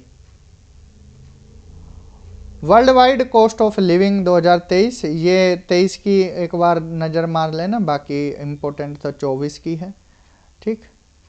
वैश्विक लैंगिक अंतराल रिपोर्ट ग्लोबल जेंडर गैप 2024, ये WEF द्वारा जारी की गई, ठीक। 18वां संस्करण, 140 अर्थव्यवस्थाओं को शामिल किया गया, ठीक। इसमें अब रैंकिंग देख लीजिए किसकी रैंकिंग रही। टॉप पर आइसलैंड रहा, फिनलैंड और थर्ड पर नॉर्वे रहा। भारत की रैंकिंग और एक बार देख लेना, क्योंकि भारत की रैंकिंग पूछ ली जाएगी एग्जाम में। 129वें पर रहा भारत, किसमें? ग्लोबल जेंडर गैप 2024 रिपोर्ट में, ठीक। वैश्विक शांति सूचकांक ग्लोबल पीस इंडेक्स किसके द्वारा?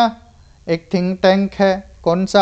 IEP Institute for Economics and Peace द्वारा प्रतिवर्ष जारी किया जाता है, ठीक है। वर्ष 2007 में एक ऑस्ट्रेलियाई उद्यमी एंटरप्रेन्योर थे, स्टीव किलेलिया ने लॉन्च किया था। 2008 में ही Institute for Economics and Peace की स्थापना की गई थी। ठीक है, ये इसका 18वां संस्करण, 163 देश इसमें शामिल। इसमें टॉप पर देखिए, रूस यूरेशिया के अतिरिक्त विश्व के अन्य सभी क्षेत्रों में शांति के स्तर में गिरावट दर्ज की गई। यूरोप विश्व का सर्वाधिक शांतिपूर्ण क्षेत्र है, ये इम्पोर्टेंट बात है। और सबसे ज़्यादा कम शांतिपूर्वक क्षेत्र कौन रहा? सबसे कम शांतिपूर्ण क्षेत्र मध्य पूर्व और उत्तरी अफ्रीका रहा।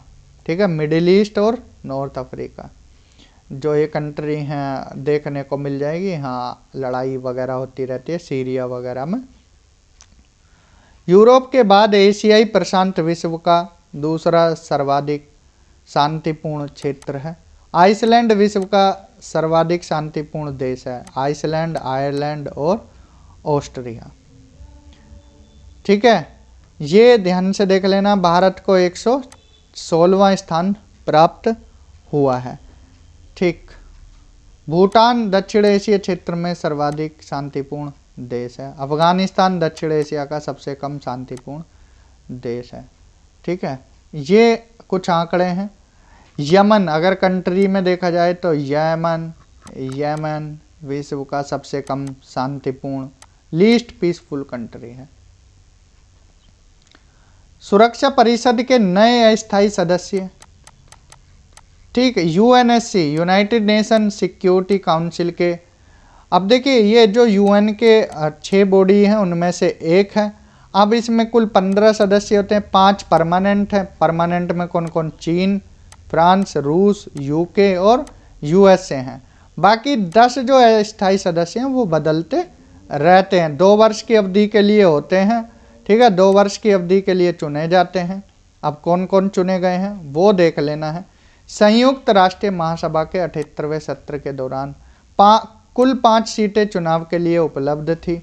6 जून 2024 को डेनमार्क, ग्रीस, पाकिस्तान, पनामा और सोमालिया को अस्थायी सदस्य के रूप में निर्वाचित किया। इनका कार्यकाल 1 जनवरी 2025 से प्रारंभ होकर 31 दिसंबर 2026 तक रहेगा। ठीक है, ये बस ध्यान देने वाली बात है। 5 और सदस्य कौन है? Algeria, Guyana, South Korea, Sierra Leone और स्लोवेनिया। ये इम्पोर्टेंट हैं। 10 देश हो गए ना, 5 स्थायी और 10 अस्थायी। नेक्स्ट है पर्यावरण प्रदर्शन सूचकांक 2024, एनवायरमेंटल परफॉर्मेंस इंडेक्स। किसके द्वारा? Yale Center for Environmental Law and Policy and CIESIN, Center for International Earth Science Information Network की संयुक्त परियोजना है। ठीक है, वर्ष 2024 में इस रिपोर्ट को तैयार करने में जेनेवा स्विट्जरलैंड में स्थित है मैकॉल मैकबेन फाउंडेशन, इसने भी सहयोग दिया है। ठीक है, ये जारी किया गया पर्यावरण प्रदर्शन सूचकांक 2024। स्कैंडिनेवियन कंट्रीज शीर्ष पर ही रहे हैं। ठीक है, यूरोपीय देशों को शीर्ष 20 स्थानों पर जगह प्राप्त हुई है। अब देख लेते हैं, एस्टोनिया को प्रथम स्थान प्राप्त हुआ है। अब एस्टोनिया शीर्ष 5 देशों में एस्टोनिया, लग्जमबर्ग और जर्मनी रहा है। ठीक, अब डेनमार्क को शीर्ष स्थान प्राप्त हुआ था 2022 में, लेकिन अब यहाँ इसकी रैंकिंग घट गई है। एस्टोनिया नंबर 1 पर आ गया। एस्टोनिया, लग्जमबर्ग और जर्मनी। भारत की रैंकिंग भी देख लेते हैं। अंतिम 5 देशों में वियतनाम है, पाकिस्तान, लाओस, म्यांमार और भारत। ठीक है, पाकिस्तान ये लास्टों में आ रहे हैं। ठीक है, सबसे एंड कौन सा है? वियतनाम। किस में है ये? एनवायरमेंट के मामले में, एनवायरमेंटल परफॉर्मेंस इंडेक्स। समझ आया यहाँ तक? EIP 2024 में 180 देशों की सूची में भारत को 176वां स्थान मिला है। 2022 में तो भारत को 180वां स्थान मिला था। अब रैंक थोड़ी सुधर गई है, 180वें से 176वें नंबर पर भारत है। ठीक है, नेक्स्ट है QS वर्ल्ड यूनिवर्सिटी रैंकिंग 2025।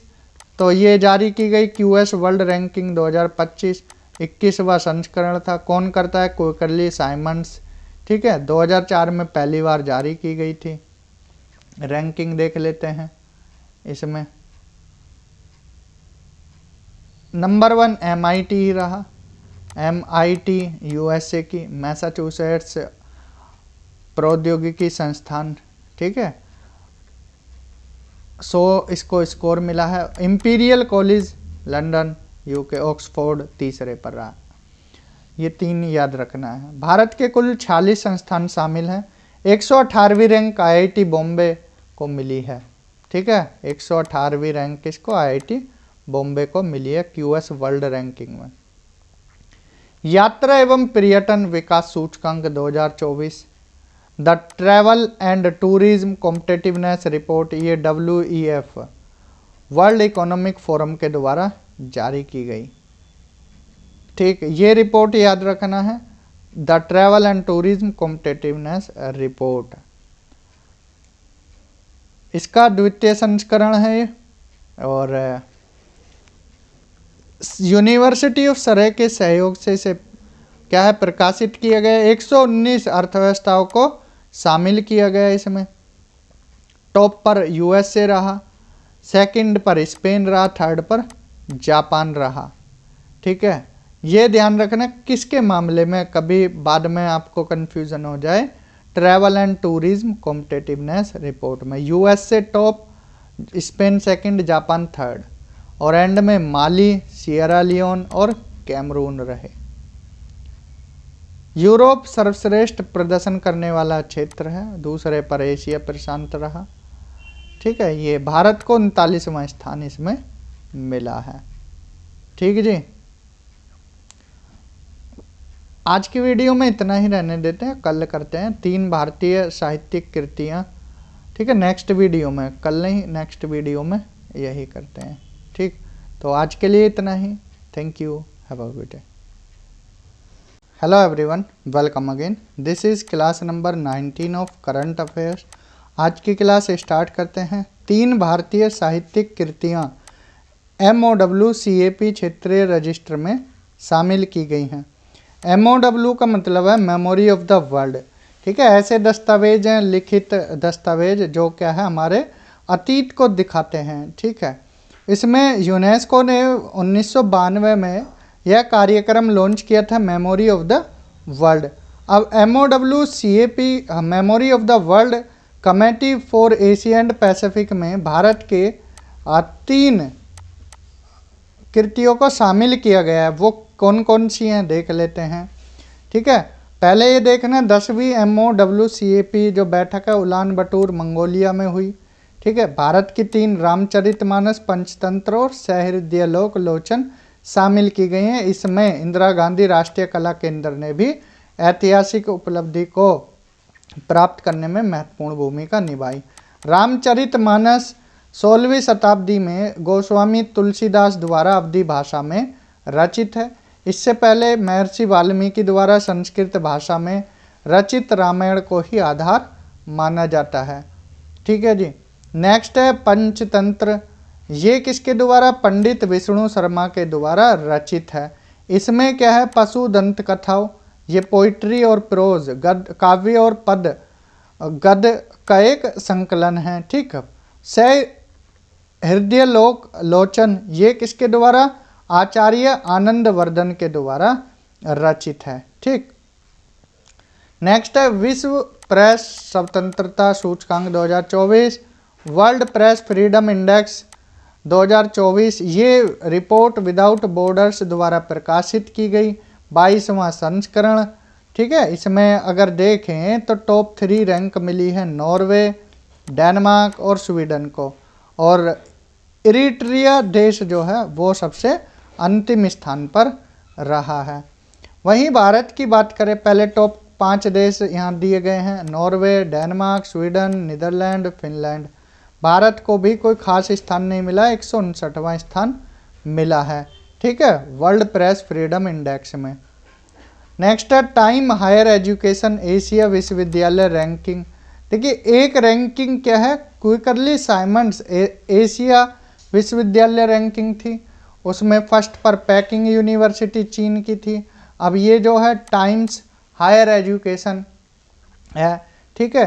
तो ये किसके द्वारा, टाइम मैगजीन है जो टाइम पत्रिका है, टाइम्स किसकी, यूके की।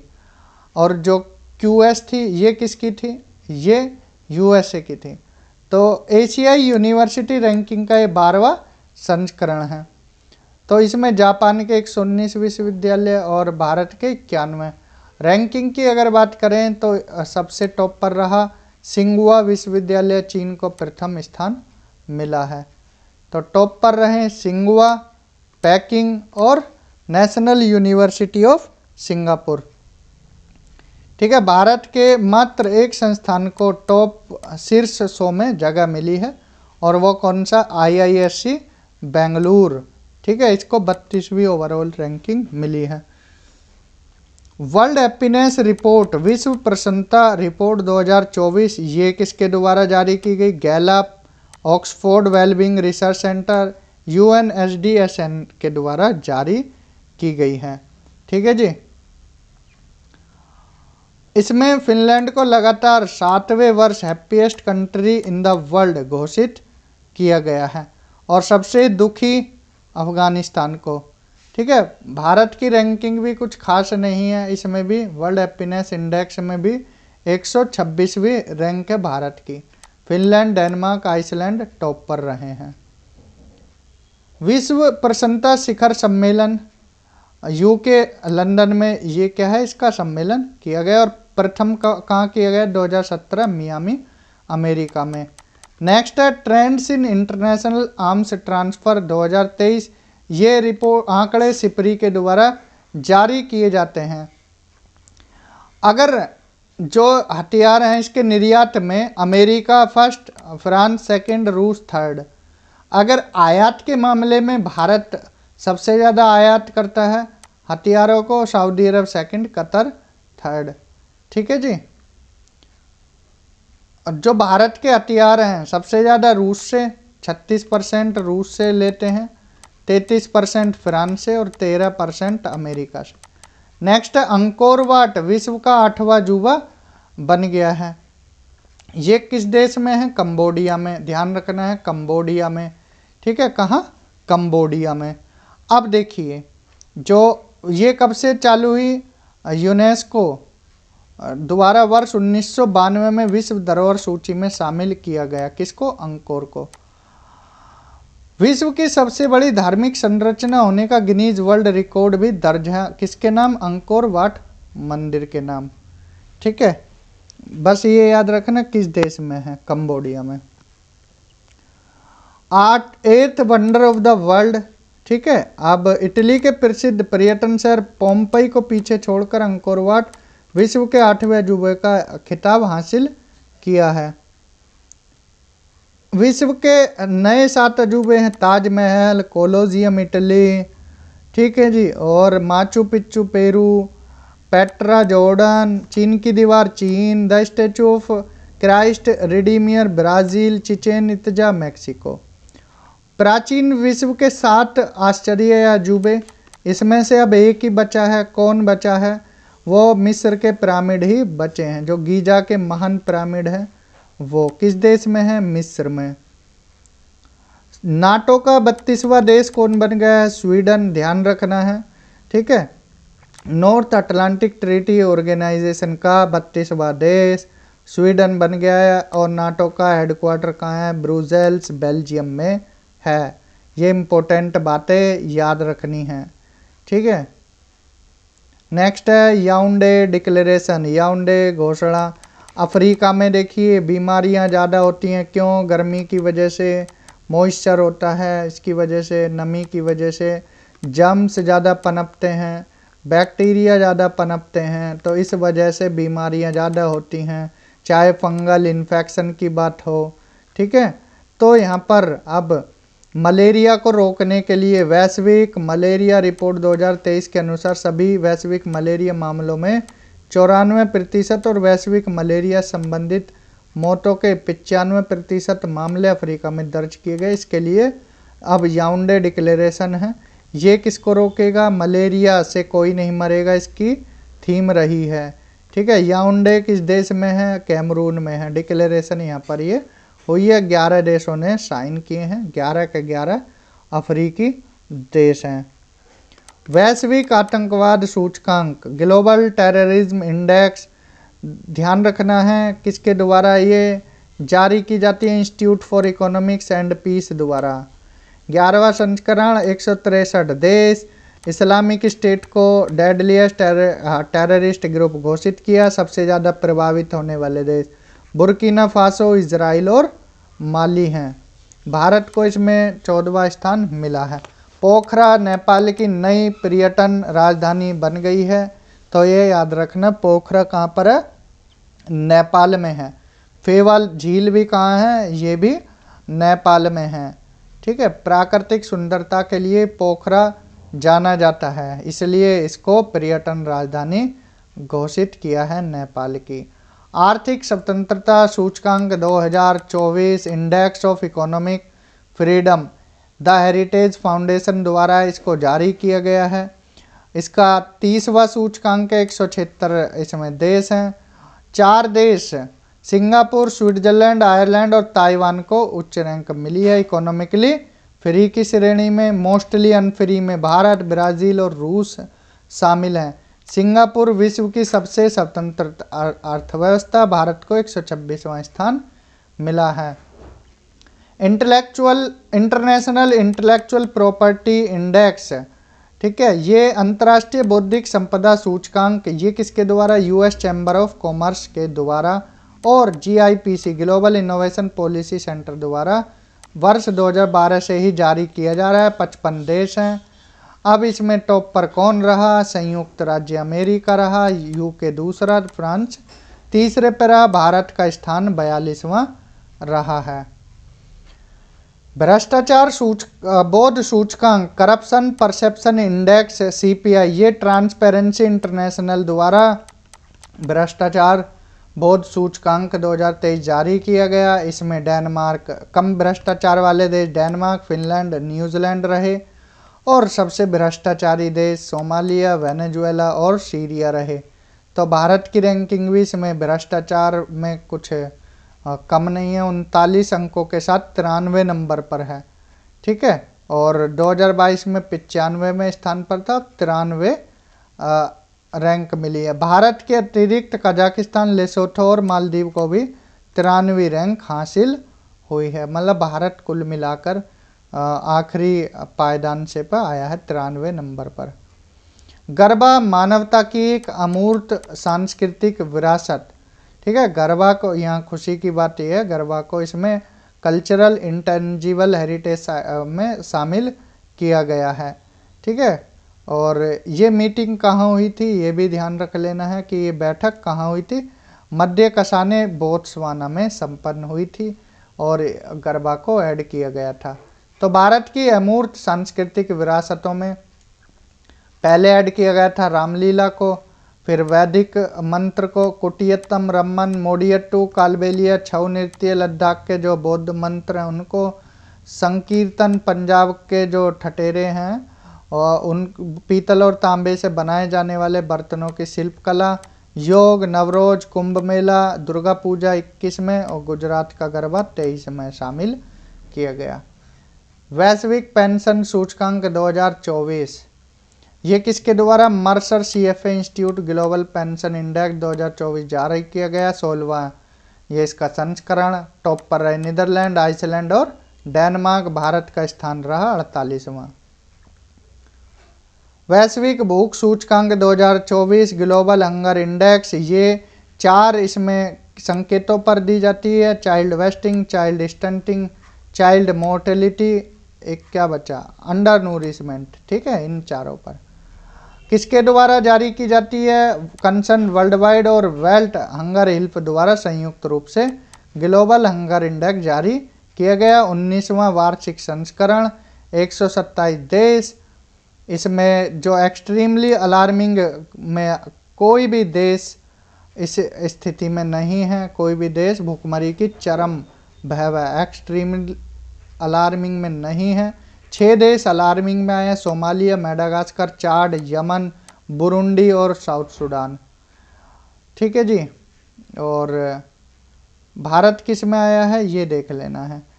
सोमालिया, यमन और चाड को अंतिम रैंक मिली है। भारत की रैंकिंग 105वीं है। भारत सीरियस स्थिति में आया है। तो आज की वीडियो में इतना ही। नेक्स्ट वीडियो में हम क्या है, अंतर्राष्ट्रीय सम्मेलन देखेंगे। इस वीडियो में इतना ही। Thank you, have a good day. Hello everyone, welcome again. This is class number 20 of current affairs. आज की क्लास स्टार्ट करते हैं। अंतर्राष्ट्रीय सम्मेलन देखते हैं पहले, ठीक है, कि अंतर्राष्ट्रीय सम्मेलन कौन कौन से हुए। पहले 19वां G20 शिखर सम्मेलन 2024, ये कहाँ हुआ? रियो डी जेनेरियो, ब्राज़ील में। अगर बात करें 18वां 18th G20 कहाँ हुआ था? भारत में, ठीक है। कहाँ हुआ था? भारत में, लास्ट ईयर, ठीक है। काफ़ी थीम्स देखी होंगी आपने लास्ट ईयर, नई दिल्ली में भी, अनेक शहरों में, ठीक है। G20 की रौनक देखी होगी। तो G20 की 19वां शिखर सम्मेलन हुआ ब्राज़ील में, ठीक है। जब 18वां समाप्त हुआ था तो प्रधानमंत्री नरेंद्र मोदी जी ने, जो ब्राज़ील के हेड थे, कौन, राष्ट्रपति लूला डा सिल्वा, उनको क्या है वो एक तरह से जो गदा सी या मसान सी वो दी थी।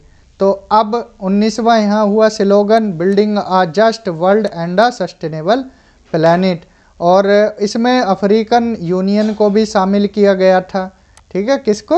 अफ्रीकन यूनियन को। और यूरोपीय संघ है, 19 सदस्य देश हैं, और अफ्रीकन यूनियन और यूरोपियन यूनियन है। जैसा कि हमने बताया 18वें G20 शिखर सम्मेलन कहाँ हुआ? भारत में हुआ था, ठीक। और बाकी इम्पोर्टेंट जो भी है वो हम आपको बताते चलेंगे। G20 शिखर सम्मेलन 25 कहाँ होगा? दक्षिण अफ्रीका में होगा। दक्षिण अफ्रीका इसकी अध्यक्षता करेगा, ठीक है। भारत और ब्राज़ील के बाद यह लगातार तीसरा अवसर है जब कोई ब्रिक्स देश G20 का अध्यक्ष बना है, ठीक। और नेक्स्ट है COP29, UNFCCC COP29। ये हम बार बार बता चुके, कहाँ होगा? अजरबैजान की कैपिटल बाकू में होगा, ठीक। 29वां सत्र कॉन्फ्रेंस ऑफ पार्टीज, मुख्तार बाबाएव इसकी अध्यक्षता करेंगे, मुख्तार बाबाएव, ठीक। ये इम्पोर्टेंट चीज़ें आपको याद रखनी है, ठीक। COP30 का आयोजन कहाँ होगा? ये ब्राज़ील में होगा। COP30 ब्राज़ील, COP30 कहाँ? ब्राज़ील। सारे याद रखने हैं जितने भी आपको आए, 28, 29, 30 आपको याद रखने हैं, ठीक है जी। चलते हैं आगे। ब्रिक्स शिखर सम्मेलन 2024, तो मध्य कजान रूस में 16वां ब्रिक्स शिखर सम्मेलन आयोजित हुआ। तो ये ध्यान रखना, ये रूस की अध्यक्षता में आयोजित हुआ। पहला 1 जनवरी 2024 को ब्रिक्स समूह का विस्तार होने के पश्चात आयोजित होने वाला पहला ब्रिक्स शिखर सम्मेलन था। कौन कौन नए 4 सदस्य जुड़े? इथोपिया, मिस्र, ईरान, संयुक्त अरब अमीरात। ये 4 नए देश हैं। हालांकि सऊदी अरब को भी आमंत्रित किया था लेकिन वो आया नहीं, ठीक है। तो अब यहाँ पर ब्राज़ील, रूस, भारत, चीन, दक्षिण अफ्रीका, मिस्र, इथोपिया, ईरान, UAE, तो ये देश इसमें शामिल हुए हैं, ठीक है। तो ब्रिक्स पहले 5 देश थे। BRICS BRICS full form, Brazil, रसिया, इंडिया, चाइना, साउथ अफ्रीका। फिर 4 देश इजिप्ट, इथोपिया, ईरान, UAE, ये ऐड हुए, तो टोटल अब 9 सदस्य इसके हो गए हैं, ठीक है।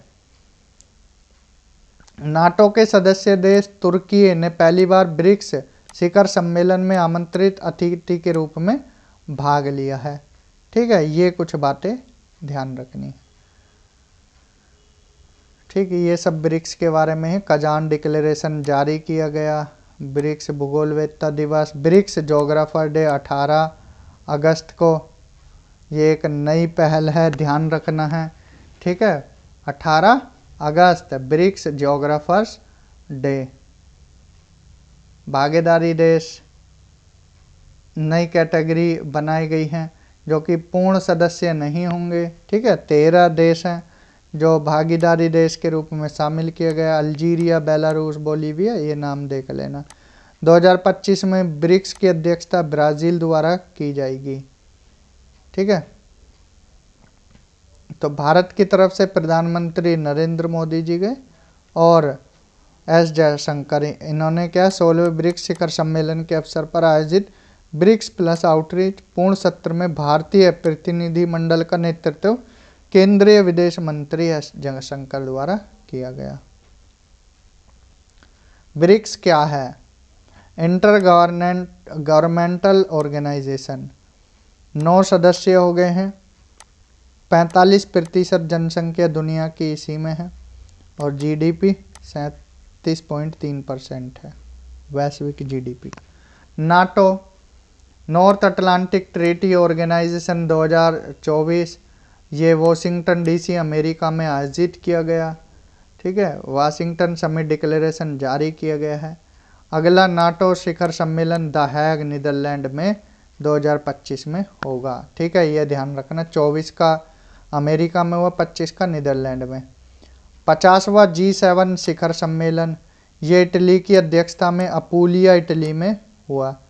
ठीक है, इटली ने जापान से G7 की अध्यक्षता ग्रहण की थी। अब नेक्स्ट कौन करेगा G7 की? कनाडा, 2025 में कनाडा करेगा। अभी इटली ने अध्यक्षता इसकी की है। ठीक है, 11 आमंत्रित देशों में कौन था? ये 12 आमंत्रित देश थे, 12 देश और 5 अंतर्राष्ट्रीय संगठन। इसमें भारत को भी क्या है, आमंत्रण मिला था। इटली की प्रधानमंत्री जॉर्जिया मेलोनी के निमंत्रण पर भारतीय प्रधानमंत्री नरेंद्र मोदी 14 जून 2024 को G7 आउटरीच शिखर सम्मेलन में उन्होंने भाग लिया था। G7 विश्व की 7 सर्वाधिक औद्योगिक एवं विकसित महाशक्तियों का संगठन है। USA, Canada, UK, France, Italy, Germany और जापान है। 13वां विश्व व्यापार संगठन मंत्री स्तरीय सम्मेलन, तो WTO का ये 13वां मंत्री स्तरीय सम्मेलन है, 2024 में हुआ। यूएई, संयुक्त अरब अमीरात के जो विदेश व्यापार राज्य मंत्री हैं, minister of state for foreign trade doctor थानी बिन अहमद अल जायोदी द्वारा अध्यक्षता की गई। किसकी? WTO मंत्री स्तरीय सम्मेलन की, WTO MC12। तो ये ध्यान रखना है। ठीक है, कहाँ हुई, बस ये इम्पोर्टेंट बातें हैं। CMS COP14, CMS की फुल फॉर्म आप पहले देख लीजिए क्या है। Convention on the conservation of migratory species of wild animals. ठीक है, जो माइग्रेटरी स्पीसीज हैं उनके कन्वेंशन के लिए ये CMS COP14 है। कहाँ हुई? मध्य उज्बेकिस्तान के समरकंद में हुई। ठीक है, ये इम्पोर्टेंट बातें याद रखनी है। Theme, nature knows no border, प्रकृति की कोई सीमा नहीं है। ठीक है, उद्घाटन उज्बेकिस्तान के प्रधानमंत्री अब्दुल्ला अरीपोव द्वारा किया गया।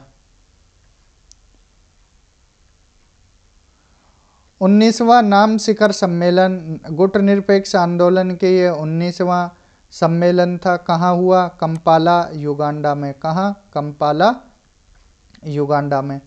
गुटनिरपेक्ष आंदोलन पता ही होगा आपको कि एक जब कोल्ड वॉर चल रहा था, एक तरफ यूएसएसए, एक तरफ यूएसएसआर, इनके अलाइड देश थे, तो एक बीच में भी रहा नाम जिन्होंने ना तो इसको ज्वाइन किया ना ही इसको, तो वो नॉन अलाइन मूवमेंट था। ठीक है, बैंडंग कॉन्फ्रेंस के नाम से ये लोकप्रिय है, ध्यान रखना। 1955 में बना था। अंतर्राष्ट्रीय निर्वाचन देखें, अमेरिका राष्ट्रपति चुनाव 2024, डोनाल्ड ट्रंप की वापसी हो गई है, राष्ट्रपति बने। JD वेंस उपराष्ट्रपति, किसको हराया? कमला हैरिस और टिम वोल्ज को हराया है। 47वें अमेरिकी राष्ट्रपति और 45वें डोनाल्ड ट्रंप ही हैं। ठीक है, ये ध्यान रखना है। किर स्टारमर यूके के नए प्रधानमंत्री बने हैं।